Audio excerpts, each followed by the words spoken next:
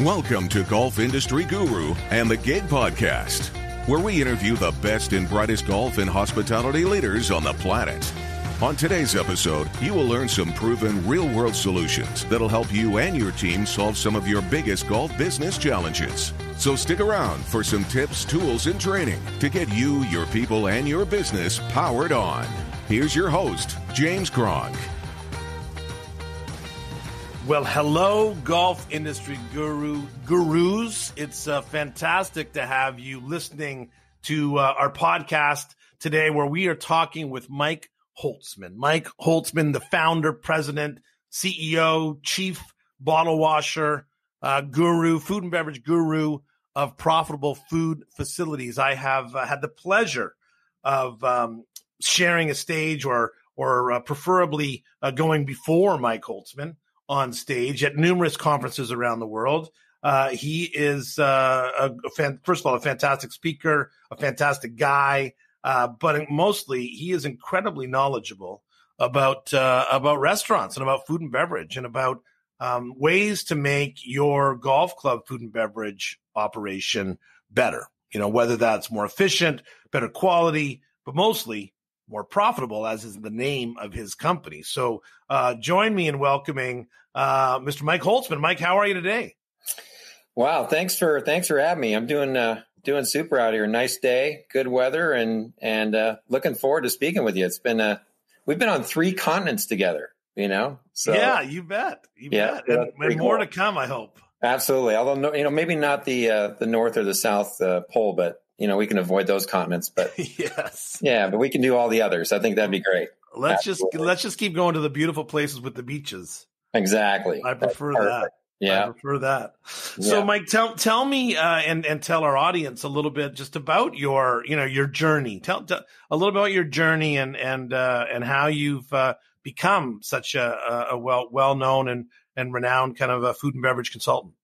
Well, as this year turns, this will be 30 years now that I started this consulting business 30 years ago. So it's pretty exciting. Wow. Yeah, that's crazy just to even be thinking about that.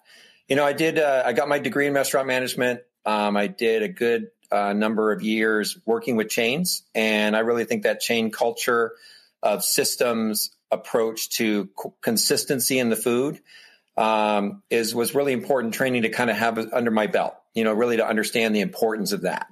And now being able to kind of utilize that when we were looking, we said, I went to a conference and they had 156 speakers and only one person talked on food and beverage in this area. So I'm all, wait, maybe there's segments of this. So when you look at the private club industry and you look at national golf course owners and these segments of golf, there just wasn't anyone focused on this piece of the entity of the business. And there's running a restaurant and then there's running a golf restaurant. And there is some differences. There's some important things that have to be set in place, but golf has its own unique tendencies. And now, 650 projects later, over 300 of those projects specifically golf specific, and understanding that piece of the industry from design of getting the kitchen right, all the way through operations of getting the operations right. It's been a neat journey to see and really help people make literally millions of dollars in additional revenue and profits by just following our stuff. So it's pretty cool. That's awesome. That's great. Yeah. And I love what you said about your background and training, because I'm similar to you. I also grew up working for a chain as a young restaurant manager, for many years. And I think that people don't give enough credit to understand the systems and the process and the training that those organizations are able to deliver, which allows them to be successful and to have that experience, duplicated in different cities and different locations. It's not like, sure, McDonald's is a version of that. You go to one McDonald's in Timbuktu, you go to another McDonald's somewhere in Timbuktu, but there's also those chain restaurants that are way more complicated, and they can still duplicate themselves in other parts. So I hear you when you say that was good foundational training for you to understand systems and processes. Absolutely. And they talk about, quality, consistency, and cleanliness, right? Or the 3 standards of McDonald's. Of course, that kind of applies to really, wouldn't it be to every restaurant? Yes. Those 3 things, Yes. as simple as that sounds, but yeah, that's really key to having those three pieces from those chains. Mike, you mentioned that, there's some uniqueness about the golf club food and beverage compared to, like, for example, a chain or a McDonald's, whatever it might be. Maybe can you talk a little bit about that, about what, we hear this all the time. Why can't our club be like, this restaurant down the street? What in your experience, what are some of those differences? Well, I think one of the biggest things I always say to this when we're talking about what the difference is we explain I ask this question: when was the last time you took your family of 4 out to the golf course for dinner? Like, yes. When was that? Like, did that make the list? Let's see, We're going to go to Chili's or Fridays or the golf course. Like, it doesn't even make the list usually. So right. It's kind of not even considered. And that's one of the biggest things. And then if you think about location, right? Because most places want to be in a good location where they get a lot of activity, car activity. That doesn't happen too much with a golf course. That happens more in another setting. So when you think about it, when you go to a golf course, you usually have to turn right at this street, turn left at this street, go up this 3/4 mile road to this street, make a left over here, and the clubhouse is right there. And it's not like it's located, right on a main corridor. So when restaurants don't have that, we call it a destination restaurant, right? And a destination restaurant is usually not something that's advertised. It's something that you learn about over time about that restaurant on the hill. Well, kind of a golf course is kind of the restaurant on the hill without the reputation, because most people think of a golf course as, I'll get a hot dog at the turn and a beer at the end of the day. So, being in that world, it's just kind of, those are the things that we have to fight against. Can a public restaurant be a great restaurant to the public? Meaning that they can, I would get people for lunch and dinner that aren't golfers? Absolutely. Yes, you can do that. Is that where I would start my search for more revenue? No, that's not the starting point. The starting point is you have between 25 and 70,000 golfers that come to your golf course. And when you can create an experience for them, they go, wow, that was really different. And that bar in there is really neat. And we should come have our group over for a sports bar and hang out here and watch football, right? That's how you start to build your restaurant business, through your golfers. So it's a really important point to see. Don't chase the public first, chase your golfers first, and start with that sector to kind of grow your business.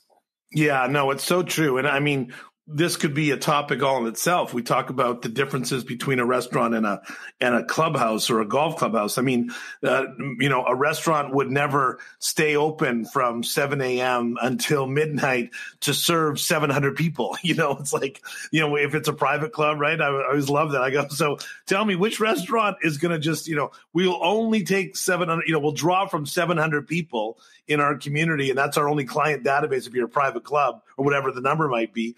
And yet the competitor down the street is able to draw from 7 million people, right? It's obviously a whole other ball of wax. No doubt about it. Yeah, that private sector makes it even more challenging. You're right, that being that, at least if I'm a public course, I usually know that the restaurant's open to the public. You'll see that posted. But if it's a private sector, you're feeding off of just a membership that you have who loves to all come at the same time on Friday night at 7 o'clock. You always hear that. And then what do? They go into the bar at 6. Oh my gosh, it's so great to see you. It's so great. Let's go. That 4 top, let's make it a 12 top because we haven't seen each other for such a long time. And the next thing now you got 6 12 tops, which are really difficult in the restaurant side as opposed to doing 4 tops. Right. So, and they all sat down at once. Right. So, I mean, just kind of tweaking around some of the challenges that you run into, both the public and the private side. And so let's just talk about private for a minute, because it's the private side is, boy, goodness, I'm sure like me, you more than me, will get these calls from a private club, right? It's always like, the general manager or the board of directors or someone saying, my goodness, this food and beverage is dragging us down, or our memberships are great, our activities great, but food and beverage is this albatross kind of around the bottom line of a private club's income statement. What are some of the things that you've kind of focused on when working with the private sector, the private club sector? What are some of the things that you talk to your clients about in trying to address that issue? My favorite call that we get comes from a board member. And the board member comes and goes, Mike, I'm sitting there in the dining room on Friday night at 7:00. And every time we come in here, our food takes 30 to 45 minutes. Should we fire the chef or should we fire the management team? Right? That's the question we get. And we're like, you know, what's funny about this is that I love doing that, getting that call, because when we come over to the club and we're sitting down with them and I says, let me just give you a tour. And I take them back to the kitchen. And I take them through the kitchen to see what they're working on and how it's functional, or as we say, dysfunctional, because these kitchens, especially in the private sector, were built basically all 20 years ago. And they're all around a style of cooking that was based upon cold side and hot side, meaning that all the salads come on one side of the line and all the cooking comes on the other side of the line, which sounds great when you have 6 tickets and sounds like a cool idea. But the only one that splits lines like that is Cheesecake Factory. And that's because they do 10 million a la carte. Right. So because they do so much volume, they have to split it. So somehow everyone's copied it. 98% of the kitchens we walk into are set up that way. So like I said, when you have 6 tickets, it doesn't matter. But when you have 16 and you're trying to pull salmon with salads together, coming to the center and trying to plate all this up, well, all that takes a minute or 2 extra. And then you go to the lines and they're not set up with all these cold ingredients because that's over on the other side. So they have nothing to put plates together with, like lettuce and tomatoes for burgers and other things. So they struggle with these concepts and they go, yep, that's 20 minutes on 20 tickets. It's going to be 1 minute extra per ticket. So you're right. You're going to be 20 minutes behind. And we have 100% closing rate taking these board members through the club. When we take them through the club and tour the kitchen, I have 100% closing rate of getting a new kitchen. So it's not the management, right? It's not the management. It's the kitchen that's messing it up. And until you fix that, you can replace the management all day and you're going to have the same problem. You're going to have the same problem. So you got to solve that first. And when we're able to show about how that kitchen works, you don't have to make the $1 million remodel. It's not that. It's resetting your places. More than 80% of our remodels, we don't move any walls. And we're completed in 4 weeks. You know, it doesn't take that much to do it. We don't have to blow the place up. It just needs to be altered in a different way. Moved around.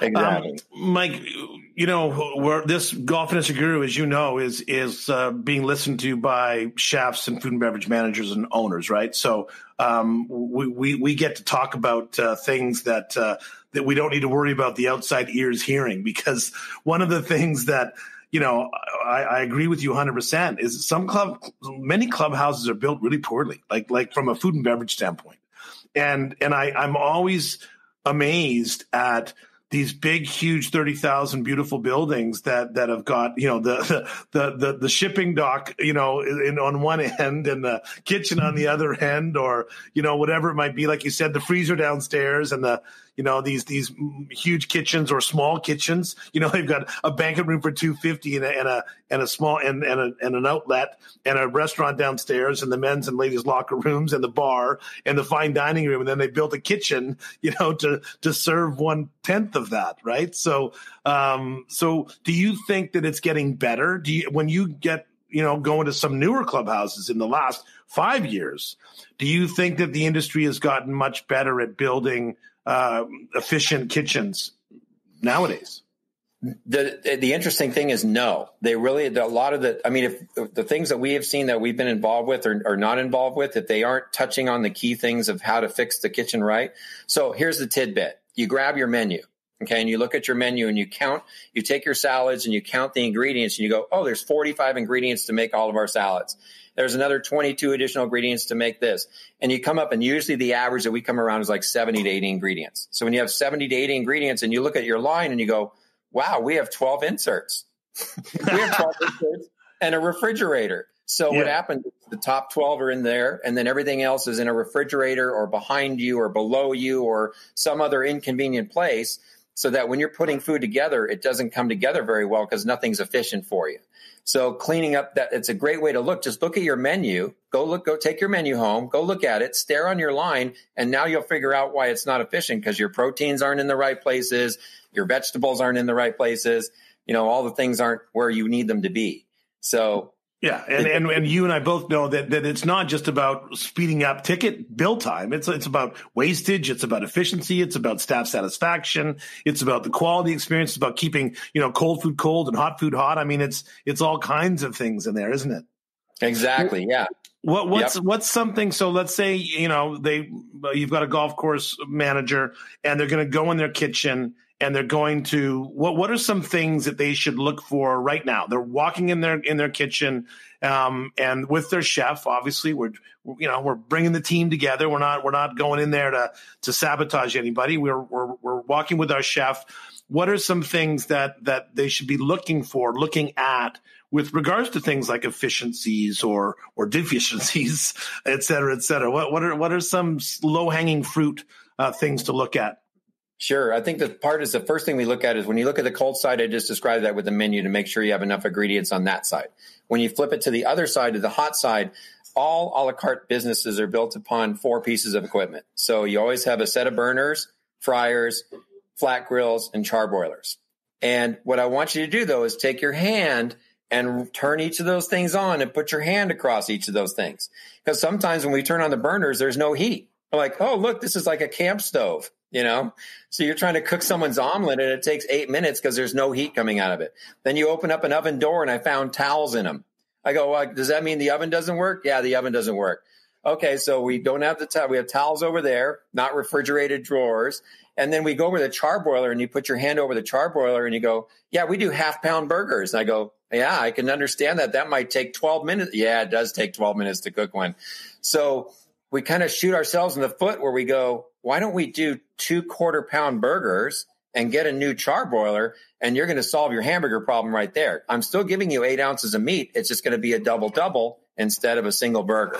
So you have to just kind of think about tweak things in just a little bit different ways to be able to make things a little bit better that way. Does that make sense? No, it makes total sense. So, Mike, I know that a lot of the work that you seem to be doing nowadays is you mentioned was kind of doing that kind of kitchen efficiencies and kitchen design work and that kind of side of things. Walk me through what that process looks like. So, you mentioned earlier on, but tell me that process and how does that work? So we do it a little bit differently than a lot of places do. A lot of kitchen design companies will come to you and say, let's see your menu and just want to see what you're kind of doing. And they'll spend maybe 2 or 3 hours with you. And a lot of them are equipment dealers, right? They're there to sell just equipment. Our process is 3 days. So we go in, we get to watch the kitchen for a lunch rush. We get to watch the kitchen for a dinner rush.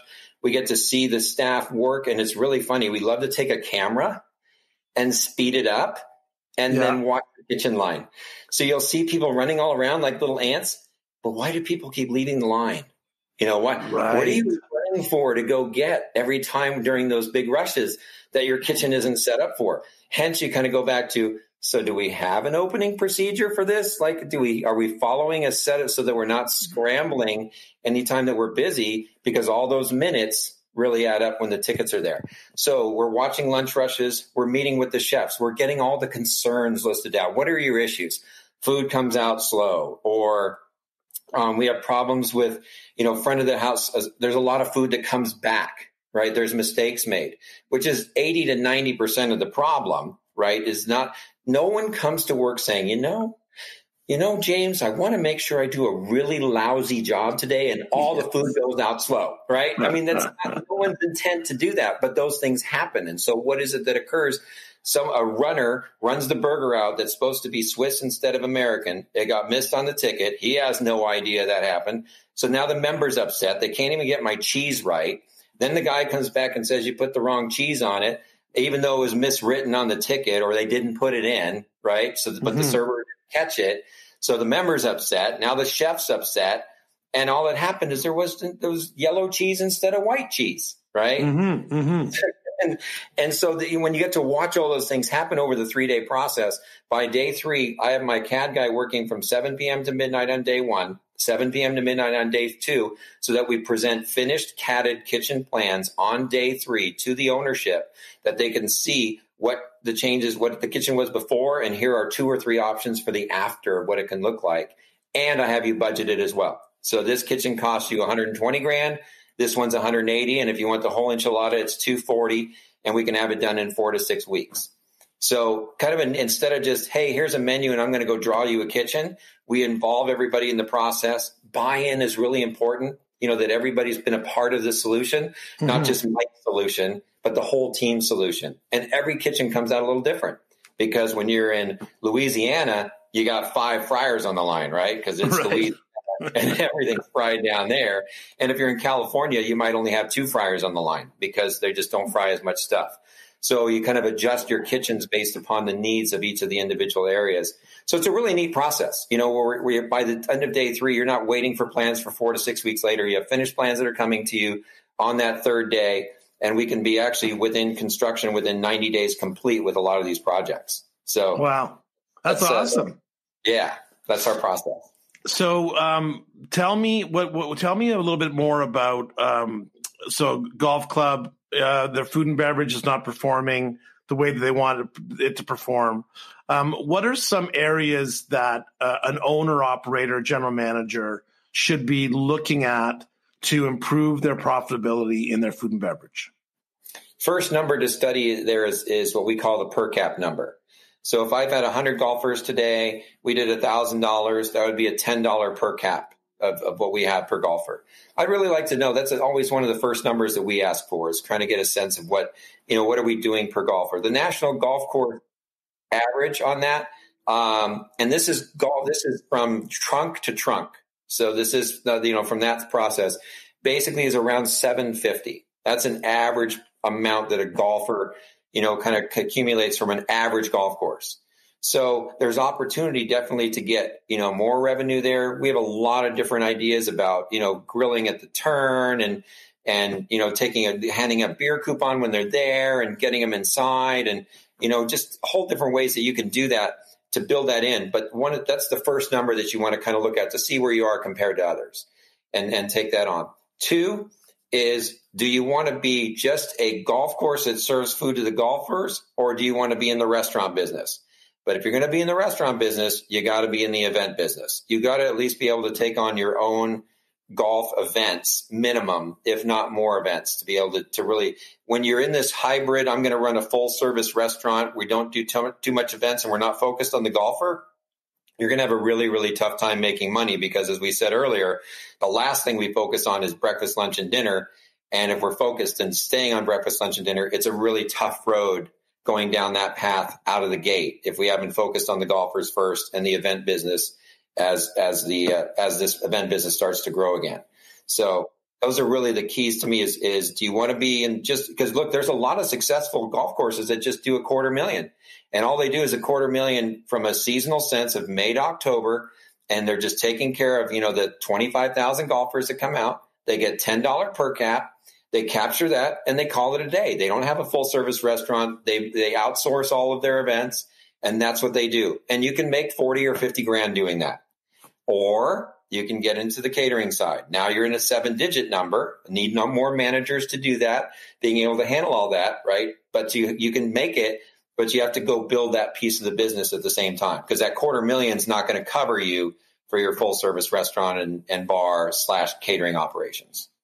Yeah, it's so true. And, I've had so many conversations with golf course owners in the public side, where they, let's say they're a land development company and then they've got a golf course, right? And so they're always you're going to want to know, why don't we get in the banquet business and let's get in the, the wedding business and let's get in the, I go, you do understand, right? That the profit margin that you have to, strive for, if you're lucky, I mean, and the cost associated with building it and with staffing it and making it all happen. I mean, of course, you can do it. You can make money.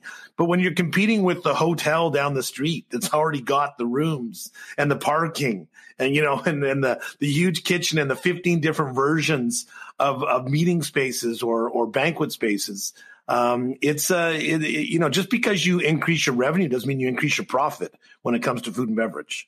And that's always something that I think is sometimes mistaken by people that, just because you eat in a restaurant doesn't mean you know how to run a restaurant. We say that to members all the time. I appreciate that you like a burger. It doesn't mean you know how to make it or what it should cost.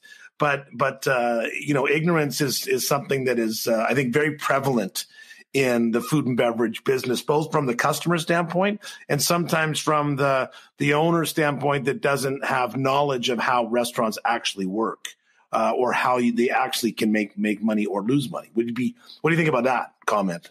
Well, the number one challenge of anything about the restaurant business in general is this key word, perishability. Right? The product is perishable. When I'm in retail and I don't sell my sweatshirt after 2 or 3 weeks, and it doesn't sell, or 2 or 3 months, I picked the wrong color. I got this bright orange one that's sitting in my clubhouse. Well, I put it on sale, and I might even put it on sale for less than the cost of it just to blow it out. Well, I can't do that with a salad. No. Right? Once if I don't sell that lettuce within a few days, it's pretty much done. So that perishability is what really makes restaurant a challenge. Now, the good news about a golf course compared to that hotel down the street is we have a view.